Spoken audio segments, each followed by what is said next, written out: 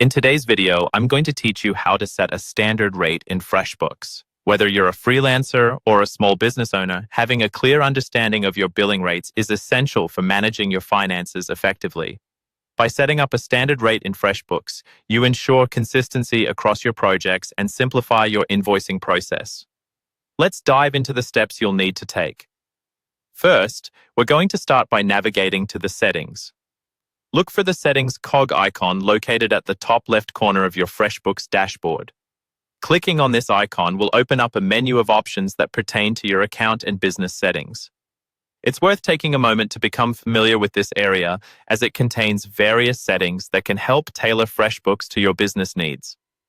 Next, once you're in the settings menu, direct your attention to the section labeled Business Profile. Under this category, you should find an option called Tax and Financial Information. Go ahead and click on this link. This will take you to a page where you can manage crucial details about your business's financial setup, such as tax-related information and other financial preferences. Now, on the Tax and Financial Information page, scroll all the way to the bottom. Here you'll find a field labeled Standard Rate. This is where you'll be entering the rate you typically charge per hour for your services. The standard rate can serve as a default rate for any projects or invoices moving forward, making your billing process more streamlined and efficient. In the standard rate field, carefully enter the hourly rate that reflects the value of your work. Consider factors such as your expertise, industry standards, and any overhead costs when determining what your rate should be. Setting the right rate is crucial, as it not only impacts your revenue, but also how clients perceive your services.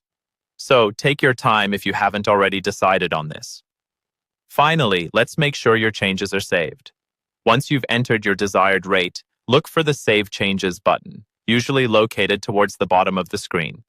Clicking this button will ensure that your new standard rate is stored and applied to any future billing activity within Freshbooks.